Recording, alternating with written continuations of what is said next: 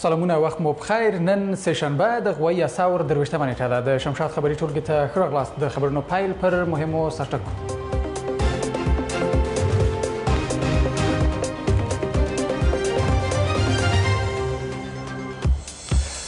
خلک د قتل دعوا پر چا وکړي. یو ځانمرګه بریدګر د جنازې مراسمو کې 40 نورې جنازې پورته کړې. د وحشت وروستی حد یې بولي. کابل کې نسایي ولادي روغتون باندې ډلیز برید کې ښځې او ماشومان وژل شوي. هوکړه د سولې لپاره اړتیا بلل شوې. ولسمشر شرط ایښی چې عبدالله سره هوکړه کې اساسي قانون مات نشي. د ځایي خلکو او پوځ جلای داوي. بلخ ولسوالۍ کې پر ملکي وګړو هوایي برید باندې خلک غصه دي، خو دفاع وزارت یې طالبان یادوي. بشپړ خبرونه. د کابل په برچي سیمه کې پر روغتون برید کې شاوخوا 10 تنو ته مرګ ژوبله اوښتې. په وژل شویو کې نوي پیدا شوي ماشومان، میندې او د روغتون نرسانې هم شاملې دي. برید د 6 ساعته دوام وروسته د ټولو بریدګرو په وژل کېدو سره پای ته ورسېده. د برچي په ملي سربستریز روغتون کې ډېره برخه خدمات نسایي او ولادي ناروغانو ته وړاندې کیږي. د سهشنبې ورځې پیل په افغانستان کې له خونړیو بریدونو سره و. پلازمینه کابل هم له دغو بریدونو په امان کې نه و. د سهار 10 بجې وې چې د کابل ښار لویدیځې څنډې دشتي برچي سیمه کې پر 100 بستریز روغتون چې ډېری پکې نسایي ولادي مریضان بستر وو، د 3 وسلوالو تر برید لاندې راغی. دغه برید چې 6 ساعته دوام یې وکړ، د ماشومانو، میندو او د روغتون د نرسانو په ګډون پکې 14 تنه وژل سوي او 14 نور ټپیان دي. له 100 زیات چې مریضان او د روغتون ډاکټران پکې شامل وو، د امنیتي ځواکونو له لوري ژغورل شوي دي. با تاسف تروریستان به دوام جنایاتشان امروز به شفاخانه 100 بستر برچی حمله کردند که یک جنایت ضد بشری را خلق کردند. نیروهای امنیتی ما بیشتر از 100 تن از گیرماندگان از این شفاخانه تا آخری عملیات نجات دادند و عملیات با کشته شدن 3 تروریست خاتمه یافت. برید هغه مهال پای ته ورسېده چې د امنیتي ځواکونو له لوري 3 واړه بریدګر ووژل شول. عامه روغتیا وزارت د جګړې له ښکېلو خواو غواړي چې روغتیایي مرکزونه دې تر برید لاندې نه نیسي. خانه پرسنل صحی و مریض باید از هر نوع تهاجم و تعرض هر جانب دخیل در جنگ باید که مسئول باشه. با ما اجازه بتین، با ما فرصت را بتین تا ما با افغانستان خدمت کنیم. برای دکتر، برای شفاخانه، برای کلینیک، برای نرس، برای قابله هیچ فرق نمیکنه که در شفاخانه ما از کدام قشر، از کدام جغرافیا، از کدام زبان مراجعه میکنه. د دغه برید مسؤلیت لا تر اوسه کومې ډلې نه دی منلی. طالبانو دغه برید غندلی او پکې خپل لاس لرل یې رد کړي دي. خو امنیت شورا یو ځل بیا له طالبانو غوښتي چې تاوتریخوالی ودرئ، ځکه همدا جګړه ده چې نورو ترهګرو ډلو ته یې د فعالیت زمینه برابره کړې ده. د کورنیو چارو سرپرست وزیر مسعود اندرابي د کابل برچي سیمه کې برید د وسلوالو طالبانو کار بللی. وزیر وایي که څه هم طالبانو د برید کې خپل لاس لرل رد کړي، خو په خبرې همدوی دي چې دا ډول بریدونو ته یې بستر برابر کړی دی. وزیر د پیښې په ځای کې ماښام ناوخته خبریالانو ته معلومات ورکړي چې زموږ همکار ذبیح الله ظاهر یې نور حال وایي. دا د کابل ښار د برچي سربستریز ملي روغتون دی.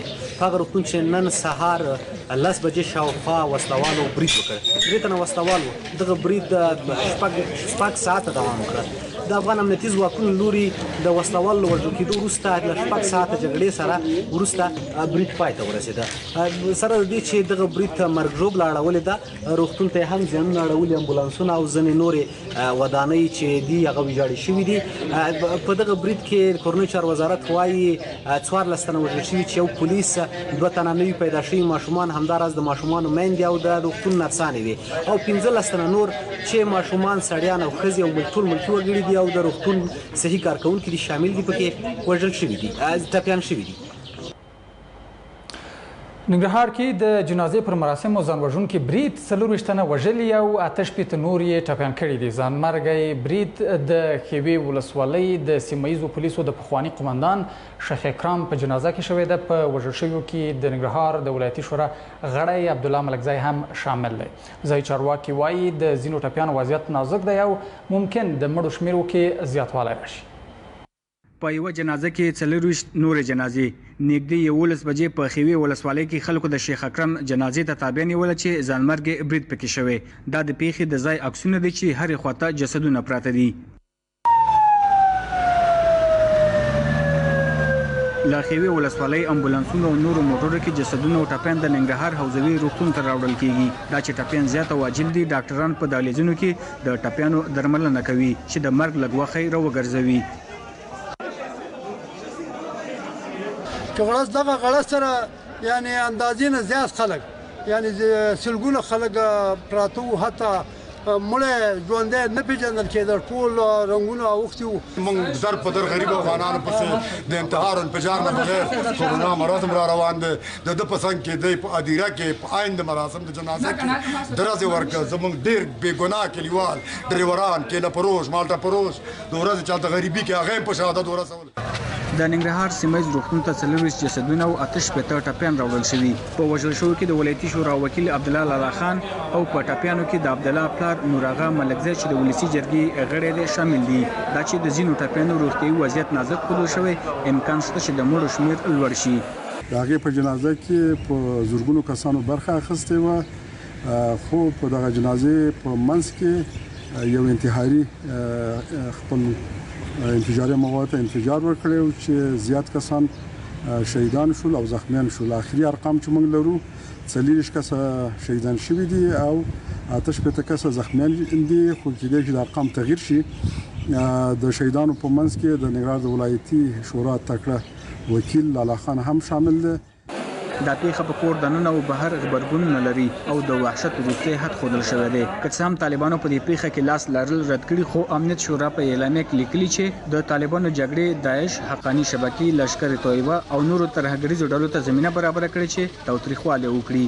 شکیل احمد سید، شمشاد راډیو تلویزیون، ننګرهار. د بلخ ولایت بلخ ولسوالۍ په غونډان کلي کې د هوایي برید له امله 20 کسانو ته مرګ ژوبله اوښتې. د سیمې اوسیدونکي چې د وژل شویو کسانو جسدونه یې د اعتراض په ډول د ولسوالۍ بازار ته راوړي، وایي وژل شوي او ټپیان شوي کسان ټول ملکیان دي. خو شاهین قلی اردو بیا وژل شوي کسان طالبان یادوي او وایي چې پر امنیتي پوستو یې د برید پلان درلود. د لاریون په جریان کې هم د امنیتي ځواکونو د ډزو له امله 3 کسان ټپیان شوي دي. دغه قهرجن لاریون کوونکي د بلخ ولسوالۍ په وزیر محمد ګل خان څلور لارې کې راټول شوي او وایي چې تېره شپه د یادې ولسوالۍ په غونډان کلي کې د هوایي برید له امله 9 ملکیان وژل شوي او 11 نور ټپیان دي. دوی چې د یو شمېر وژل شویو کسانو جسدونه یې له ځان سره د ولسوالۍ بازار ته راوړي وو، هم دا راز غوسه دي چې په جګړه کې د دوی خوندیتوب ته پام نه کیږي. 9 نفره شهیدان دي که چې غوښې ورجنه په حضوره تاسې دلته وینئ، او 11 نفره زخمیان شوي دي. ټوټه سوي دي ورور جانه. دا پښتنه موږ له چا نه وکړو، دغه فریاد دې موږ څوک واوري؟ د شپې چې راوځي بسونه ټولېږي، د ترانسپورټ راځي، سپرېږي، طیاره راځي، بمبار پرې کوي، بس ټول تباه برباد کړي. دلته شهیدان پراته دي، هېڅ غوښه نشته، د دونه کې راټول کړه سبایي. موږ نه ښځې نه ماشومان نه خپله په دې عقل روژه کې نه شپې خوب ده نه د ورځې خوب ده. په دغه حال باندې وروره دغه بېګا شپه په دغه رقم بمونه نه ده استعمال کړي دي، طیارې نه. لاریون کوونکي وایي چې بلخ کې له یوه ځانګړي قوم سره تبعیض کیږي او هیڅوک نشته چې د دوی غږ واوري. د لاریون پر مهال هم د امنیتي ځواکونو په ډزو کې 3 تنه لاریون کوونکي ټپیان شول. دا ټول ظلم په پښتنو باندې دی، دا ټول ظلم په دې بلخ په ولسوالۍ کې باور دې راسه که د شپې یو کور د بل کور ته تلای هم نشي. 16 نفر کلش تیکه تیکه کرده، شهیدان کرده. هیچ کدامش شناخته نمیشه. آن خودتون تصویر گرفتین دیدین سعی کردین هیچ کدامش شناخته نمیشه. توتاش دیگه برای گفتن چی مانده که ما بگوییم؟ خو شاهین قلی اردو بیا وایي چې وژل شوي کسان طالبان دي او هغه مهال پرې برید کړی چې هغوی پر امنیتي ځواکونو د برید تیاری کاوه. ادعای طالبان مبنی بر تلفات افراد ملکی کاملا مضحک و بی‌اساس هستند. این حملات زمان اجرا شدند که هراس افغانهای طالب با استفاده از تاریکی شب و با استفاده از اسکواتور سرک ها را حفر می‌کردند. خوشبختانه توسط تیم های کشفی ما تثبیت و توسط قوای هوایی ما مورد آماج قرار گرفتند که در نتیجه تلفات بسیار سنگینی بر اعضای هراس افغانهای طالب در 2 ولسوالۍ بار آمدند. په وروستیو څو اونیو کې د بلخ په یو شمېر ولسوالیو کې د امنیتي ځواکونو او طالبانو ترمنځ جګړو زور اخیستی چې ډیری مهال پکې ملکیانو ته زیانونه اوړي. جاوید واک، شمشاد راډیو تلویزیون، بلخ. تیرو 24 ساعتونو کې د کرونا ویروس تازه 281 مثبت پیښې ثبت شوي. کابل هغه ولایت دی چې د مثبتو پیښو شمیر پکې زیات دی چې له دې سره هیواد کې د کرونا د مثبتو پیښو شمیر 4993 ته ورسید. عامه روغتیا وزارت د قرنطین پر جدیت ټینګار کوي او وایي د ماتولو په تړاو لا رسمي پریکړه نه ده شوې. 24 ساعتونو رئیسې د عامه روغتیا وزارت بیلابیلو لابراتوارونو کې د کرونا ویروس 241 مشکوک سمپلونه معاینه شوي چې 281 مثبت دي. عامه روغتیا وزارت معلومات ښیي ثبت شویو مثبتو پیښو کې تر ټولو زیاتې کابل ولایت کې دي چې له دې سره د ټولو مثبتو پیښو شمیر 4993 ته رسیږي. کابل تر ټولو نه زیات واقعیت درلود. د کرونا ویروس لمن مخ په خپرېدو دغه چې مخکې هم ورباندې تاکید شوی دی او د روغتیا وزارت ټول هغه مشورې پیشنهادونه او خواهشات خلکو سره د تکرار پر ځای دی. خلک باید دغه خپل ټولنیز واټن وساتي. د ماسک استفاده جبري ده. د عامه روغتیا وزارت د معلوماتو له مخې تر دې دمه له کرونا 610 کسان روغ شوي او 129 مړه دي. عامه روغتیا وزارت په کابل او ولایتونو کې د رسمي قرنطین د ماتولو په تړاو ګنګوسې رد کړې او زیاته کړه چې روغتیا وزارت یې په تړاو تصمیم نه لري او د کرونا ګواښ ورځ تر بلې زیاتیږي. موږ په رسمي توګه په هیڅ سطح د فیصله حداقل هغه سطوح کې چې د روغتیا وزارت دخیل دی پکې دا تصمیم نه دی نیول شوی چې قرنطین ته خاتمه ورکړل شي. شهریان متاسفانه د دې سره سره چې د روغتیا وزارت تاکید پرې کړی او امنیتي ځواکونه خپل هڅې کړی ښار ته وتلي او یو تعداد اسناف خلاص شوي دي. تازه اسیا پراختیایي بانک او اروپایي اتحادیې هم د کرونا د مخنیوي په برخه کې د مرستو ژمنه کړې چې لا پوره شوې نه ده. ولسمشر غني شرط یې ښیي چې عبدالله سره هوکړه کې اساسي قانون مات نشي. ارګ وایي سیاسي هوکړه د ملي یووالي لپاره کیږي چې په اصولو کې توافق راغلی او په جزئیاتو یې کار روان دی. په هوکړه کې جنجالي ټکی جنرال دوستم ته د مارشالۍ ورکول دی.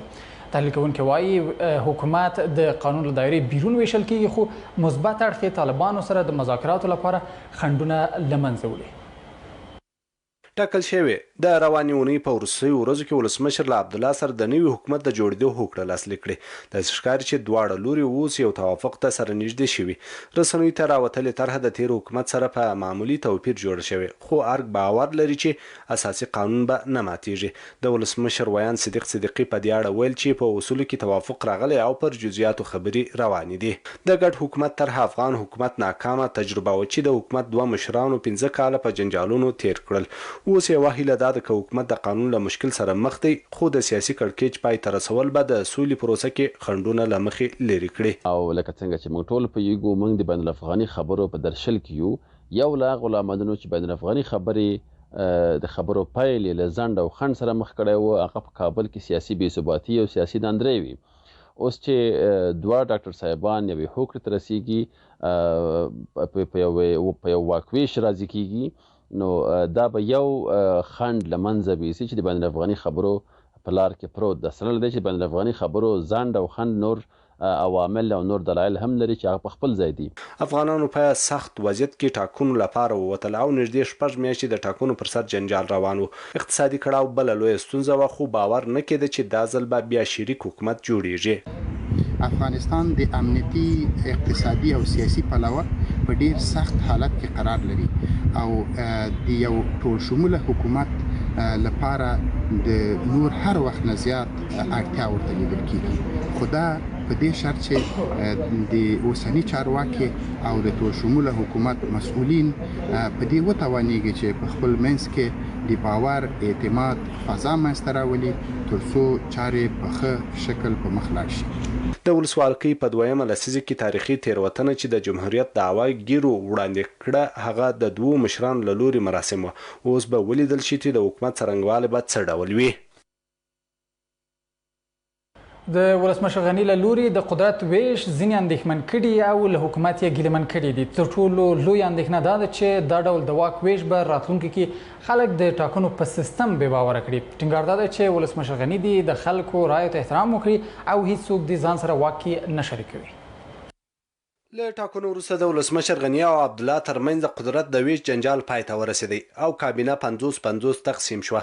د ولسمشر غني له لوري د قدرت د ویش په تړاو غبرګونونه او نیوکې شته چې ولسمشر غني له خلکو سره له خپلې ژمنې تېره او عبدالله سره یې معامله وکړه. چې اعلان کړ د هغې وروسته ډاکټر صاحب عبدالله دا انتخابات نه منل تر اوسه جنجالونه او بد حالونه. موږ ته اوس معلومات وشو چې دا ټول د ډاکټر اشرف غني نه نیولې تر ډاکټر عبدالله پورې دا سیاسیون زموږ د اقتدار لیوني دي. چوکۍ غواړي دا خپل ملي ګټې دې سره په نظر کې نشته. د شخصي ګټو لیوني دي، د خپل موقف او د اقتدارونو لیوني دي. اولادونه او بچي په امریکا او په جرمني او په هندوستان او په لندن کې اوسېږي. د مظلوم ملت نه دي خبر. د افغانستان خلک په هیڅ وجه بیا د دغه حکومت غوښتونکي نه دي. که چېرته د افغانستان ولسمشر او یا بل څوک دا جرأت وکړي چې د همدغسې یو جوړښت د رامنځته کېدو دپاره هڅې وکړي، زه په ډېر یقین سره ویلی شم چې د افغانستان خلک به د هغه په مقابل کې استادګي وکړي او هر هغه چاته به ځواب ورکړي څوک چې د همدغسې حکومتونو په تپلو په افغانانو باندې خپل هڅې کوي. ځینې نور په دې باور دي چې د قدرت ویش د هیواد په ګټه دی، ځکه په اوسنیو حالات کې هیواد بحران خواته روان و او کولی شي د سولې د خبرو لپاره زمینه برابره کړي.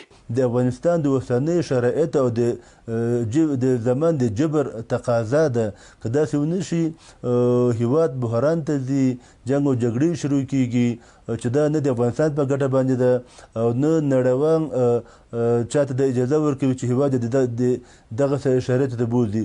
نو ګډ حکومت د یوه اړتیا د جبر د زمان جبر او د افغانستان د اوسنیو شرایطو یوه اړتیا ده. د هیواد د بېلابېلو ولایتونو اوسېدونکي نیوکه کوي چې خلکو په سختو شرایطو کې رایې وکارولې او ولسمشر غني او عبدالله بیا د خلکو په رایو معامله وکړه. دوه سره حکومت رامنځته کوي نو بیا په دې پروسې د انتخاباتو په پروسې باندې د خلکو باور کمیږي.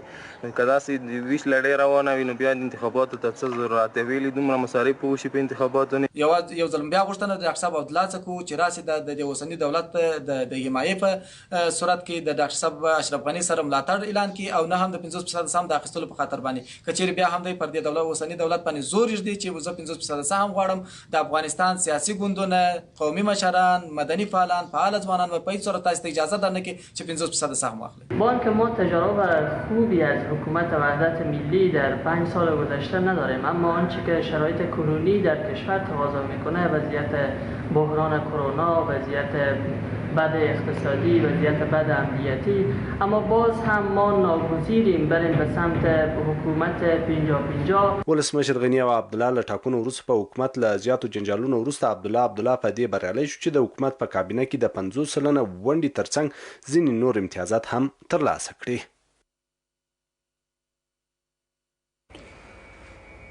حکومت او طالبان یو بل د سولې پروسې په وړاندې په خنډ جوړولو تورنوي. امنیت شورا ویلي طالبانو د لست له مخې بندیان نه دي آزاد کړي او شاوخوا 600 بندي سرتیري ورک دي. خو طالبان وایي د بندیانو خلاصون کې خپل حکومت ستونزې جوړې کړي او له تخنیکي ټیمونو پرته یې د بندیانو خلاصون پیل کړ. د دواړو لورو غوښتنه ده چې اوسنی وضعیت د ادعاو او ملامتۍ وخت نه دی او باید پروسه چټکه شي. د بندیانو په خلاصون کې قرار عمل د بین الافغاني خبرو پیل ورځ تر بلې ځنډۍ او ترڅنګ یې د جګړو او دواړخیزو تلفاتو ګراف هم لوړ شوی دی. دا ارګویان دوی د سولې پرمختګ او بین الافغاني خبرو پیل لپاره خپل اقدامات کړي چې اوس وار د طالبانو دی. امنیت شورا تېره ورځ ویلي دوی 1000 طالب بندیان آزاد کړي، خو طالبانو تر اوسه د ژمنې سره سم 200 بندیان هم نه دي آزاد کړي. امنیت شورا دغه ورځ ویلي چې طالبانو د افغان حکومت بندیان د لیست مطابق نه دي آزاد کړي او شاوخوا 600 کسان تر اوسه نادرکه دي. د طالبانو ویان د امنیت شورا خبرې ردی، وایي د بندیانو خلاصون لپاره خپل حکومت ستونزې جوړې کړي چې له تخنیکي ټیمونو پرته د بندیانو د خلاصون بهیر پیل کړي. زه د دوی خبرې په ټولیزه توګه ردوم. اسلامي امارت چې کوم لیست دوی ورکړی وو هغه کسان د هغو مطابق په زندانیان ټول خلاصي تر اوسه پورې 230 تنه بندیان خلاص کړي دي. نور هم دا پروسې ته دوام ورکوي. بل داسې دوی په ابتدایي لیستونو کې موږ ته د مفقود الاثارو خلکو نومان هم راکړي وو چې هغه داعشیانو سره یا چیرې په جګړو کې وژل شوي وو. دا د مفقودو خلکو پیدا کېدل زموږ مسؤلیت نه ده. موږ هغه کسانو مسؤلیت لرو چې زموږ سره په زندانونو کې دي او موږ یې ورخلاص کړو. خو هم خلک او شنونکي د دواړو غاړو له چلن شکایت کوي او ټینګار لري چې اوس د دې وخت نه دی چې په ادعاو وخت تیر کړي بلکې یقیني عمل ته داخل شي. دا چې افغان دولت ادعا کوي چې گویا طالبان د سولې په وړاندې خنډونه رامنځته کوي او یا طالبان دا ادعا کوي چې گویا افغان دولت د سولې په وړاندې خنډونه رامنځته کوي، زما په فکر اوس د دې وخت را رسېدلی دی چې دواړه لوري ریښتونې سولې ته کار وکړي او دواړه لوري د بندیانو په خلاصون کې ریښتونې اقدامات وکړي. د امریکایانو او طالبانو ترمنځ هوکړه څه باندې 2 میاشتې وړاندې لاسلیک شوه، خو عمل یې د محتوا سره سم نه دی روان چې ستونزې ورځ تر بلې د زیاتېدو په حال کې دي. کندهار کې د کرونا د پیښو له ډېرېدو وروسته روغتیایي تدابیر زیات شوي دي. کندهار کې تر دې مهاله په کرونا ویروس له 500 زیات کسان اخته شوي دي. روغتیایي مسؤلین وایي که روغتیایي سپارښتنې عملي نشي کندهار به د کرونا وبا له امله سخت وځپل شي. له هرات وروسته کندهار د هیواد په کچه هغه ولایت دی چې د کرونا ویروس زیاتې پیښې پکې ثبت شوي دي. په دې ولایت کې تر دې دمه له 500 څخه زیات کسان د کرونا په مرض اخته شوي، 14 تنه ترې مړه شوي او 21 تنه نور بیا له دغه وژونکي ویروس څخه بیرته خلاص شوي دي. د کندهار د روغتیا رئیس ډاکټر اشرف نادري وایي 38 تنه د کرونا په ځانګړي روغتون کې او 309 نور کسان بیا په خپلو کورونو کې قرنطین دي چې ټول له روغتیایي اسانتیاو څخه برخمن دي. نادري وایي که څه هم د کرونا ویروس د مخنیوي لپاره کندهار کې روغتیایي اسانتیاوې زیاتې شوي، خو که خلک همکاري ونه کړي کندهار به دغه ویروس سخت وځپي. چې دا یو د خطر زنګ دی د کندهار ټولنې لپاره. که چیرې ټولنه اوس موږ سره همکاري ونه کړي، که چیرې د ټولنې مختلف غړي زموږ سره همکاري ونه کړي، وضعیت به ډېر ترنګلی شي، ډېر بد حالت ته به ولاړ شو. او زه د همدا نن څخه په ټولنه باندې غږ کوم چې د یو خطر زنګ دی سر د ننه څخه چې باید لاس په کار شي. ټول هغه اړین لارښوونې باید پر ځان باندې تطبیق کړي چې د کرونا اړوند دي. عام خلک هم د کرونا ویروس ځپونکي بولي او غوښتنه کوي چې د کرونا سره د مبارزې ترڅنګ دي د خلکو ورځني ژوند او اقتصادي فعالیتونو ته هم پام وشي. زما هیله او ارزو دا ده چې دولت د اوس ټول ښار یا ټول افغانستان قرنطین دي یو داسې حالت وضع کړي چې نه دغه ویروس ته پکې تشویق ورکول شي او نه عام ولس ته پکې زیان ورسېږي. زما هیله دا ده چې حکومت خلکو ته کار پیدا کړي، غریبان خلک شته. د کندهار ولایتي مسؤلین بیا د کرونا سره د مبارزې لپاره د قرنطین مراعات مهم بولي او له خلکو غواړي چې په کورونو کې پاتې شي. د کندهار د والي ویان احمد بهیر احمدي وایي د بېوزله کورنیو د لاسنیوي لپاره د بشري مرستو د ویش ځینې پروګرامونه پیل او ځینې نور د پیلېدو په حال کې دي. وچې ډوډۍ د ویشلو لړۍ ورته پیل کړې ده او د ملا امامانو له لورې هغه لیستونه هم ترتیب شوي دي چې د هغه له مخې به د ډېرو غریبترینو کورنیو سره مرستې کېږي. غریبترینو کورنیو د تشخیص لپاره د مساجدو د امامانو او مشخصې کمیټې له لورې یو ځل بیا ارزیابي روانه ده. د لیستونو بیا ځل ارزیابي چې ترسره شي دغه مرستې به ورسره شروع شي. کندهار ښار د کرونا خپرېدو د مخنیوي لپاره له تېرې یوې میاشتې راهیسې نیمه قرنطین دی. چارواکي وایي که د کرونا ویروس مثبتې پیښې نورې هم زیاتې سي نو دغه ښار به په بشپړ ډول قرنطین او ګرځېدل به مطلق بند کړي. راسمل زمان، شمشاد راډیو تلویزیون، کندهار. د پکتیا یو شمېر نظامي متقاعدین شکایت کوي چې حکومت یې د برېښنایي پېژندپاڼو د نه موجودیت په پلمه له 1.5 کال راهیسې امتیازات ځنډولي. اوس له برېښنایي پېژندپاڼو پرته امتیازات نه ورکول کېږي، خو د کرونا ویروس له کبله یې د برېښنایي پېژندپاڼو جوړېدو چارې هم نیمګړې پاتې دي. متقاعدین وایي د کرونا ویروس له کبله یې ګرځبندیز او اقتصادي ستونزو ژوند لا سخت کړی او حکومت دې خپل حقوق او امتیازات ورکړي. د پکتیا دغه شمیر نظامی متقاعدین چې له رسنیو سره یې د نورو په استازیتوب خبرې کولې وایي چې حکومت یې د برېښنایي پیژندپاڼو د نه موجودیت په پلمه له 1.5 کال راهیسې امتیازات ځنډولې دي. دوی وایي چې پکتیا کې شمیر 1500 ته رسیږي. له برېښنایي پیژندپاڼو پرته امتیازات نه ورکول کیږي او د کرونا وایروس له کبله یې د برېښنایي پیژندپاڼو چارې هم نیمګړې پاتې دي. موږ د خپل حقوق د څو کلو کې خسته ولی متاسفانه ساکولی لږ مشکلات را ایجاد کړه چې الکترونیکي تسجیل دي او بایومتریک ده. بایومتریک موږ هر کال کو موږ تذکرې بایومتریک ته حاضر یو. موږ ته معاشونه راکوي په زاړه سیستم باندې او کوم وخت چې تاسو ټاکئ موږ به لاړ شو هغلته به بایومتریک وکړو. د پکتیا دغه نظامی متقاعدین وایي چې د کرونا وایروس د مخنیوي په موخه د لګول شوي ګرځبندیز له کبله یې ژوند سخت شوی دی. دوی وایي چې له ډلې یې ډیری کسان اوس هم د کورنیو سرپرستی کوي او له خورا بد اقتصادي وضعیت سره مخ دي. کال کې یو ځل چې معاش هغه اجرا کیږي ته به نو پدې چې موږ زیات قرضونه ترلاسه کړي وي. اوس موږ حتی د قرضدارانو لاس په دې هغه څوک چې زموږ باندې کار لري د هغونه یو په خوا بل خوا ځو. نو ډوډۍ لرو دغه معاش زموږ ژوند ده او د پکتیا ده او افغانستان ده.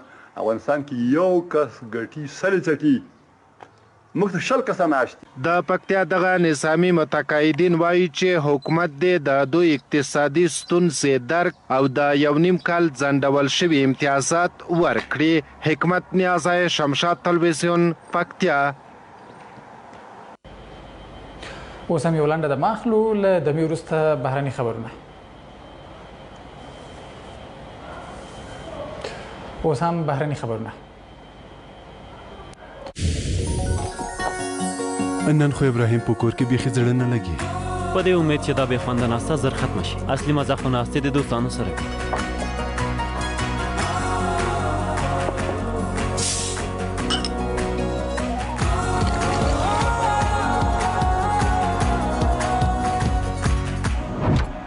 نه پوهېږم چې لوبه چا وګټله. پلاره راشه د کامیابۍ په درشل کې دی. وګوره هټریک. چې کوکا کولا خلاصه شي نو زړونه تازه شي.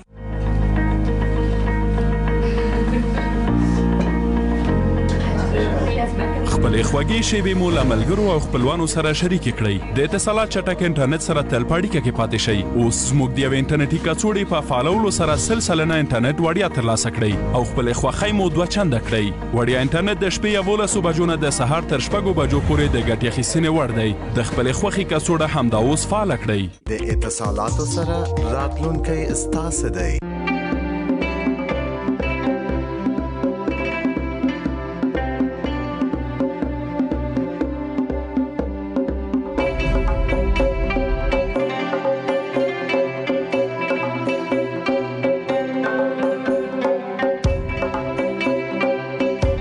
صابون فینا راز موفقیت شما. با فینا زیبایی و شادابی را تجربه کنید. آیا د تیرو 15 ورځو راهیسې مو د خپل اتصالات سیم کارت څخه ګټه نه ده پورته کړې؟ نو همدا اوس ترې ګټه اخیستل پیل کړئ. 50 افغانۍ او بیا هم له هغه نه پورته حساب ډېر کړئ. 2 جی بي انټرنیټ او یا د اتصالات شمیرو ته 1500 دقیقې د 3 ورځو لپاره وړیا لاسته راوړئ. یوازې دا نه، د سیم کارت تر فعالېدو وروسته تاسو 15 جی بي انټرنیټ او د اتصالات شمیرو ته 0 دقیقې هم په 400 افغانۍ د 10 ورځو لپاره ترلاسه کړئ. د اتصالات سیم کارت مو همدا اوس فعاله کړئ او بې ساري وړیا ګټو خوند واخلئ. اتصالاتو سره راتلونکی ستاسو دی.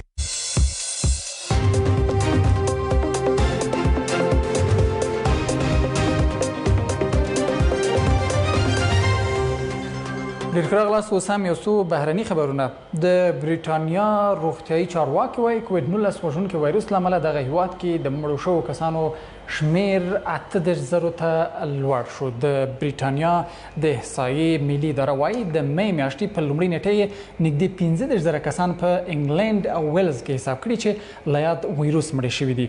د رویټرز د راپورونو له مخې د مې میاشتې له 3 نیټې وروسته بیا سکاټلند او شمالي ایرلند ثبت شو شمیر د بریټانیا د مړو شمیر له 8,000 کسانو واړوله.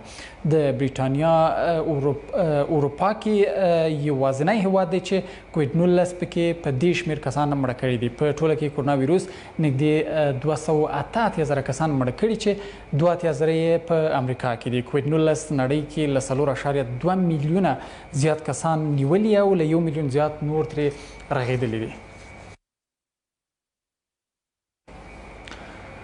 وروسته له هغې چې په چین کې بیا د کرونا ویروس مثبتې پیښې ثبت شوې، د دغه هیواد د روغتیا ملي کمیسیون وایي پلان لري چې د ووهان ښار چې 11 میلیونه نفوس لري معاینه کړي. د چین د روغتیا ملي کمیسیون وروسته له هغې د کوویډ-19 مثبتې پیښې ثبت کړي چې په ټول هیواد کې ګرځبندیز او نور قیودات محدود کړل. راپورونه وایي دا لا معلومه نه ده چې دا ازموینې به څه مهال پیل شي، خو ویل کېږي چې 10 ورځې وخت به ونیسي. د چین له دې پلان سره هممهاله د جرمني استخباراتو ویلي د روغتیا نړیوال ادارې د چینایي ولسمشر د فشارونو له امله لومړیو کې د یاد ویروس د خپرېدو خبر نه دی خپور کړی او د موضوع باید وڅېړل شي. کرونا چې تیر کال د چین په ووهان ښار کې پیدا شو، دغه هیواد کې 3,809 کسان مړه کړل، خو بیجینګ یې په چټکۍ سره د لا خپرېدا مخه ونیوله.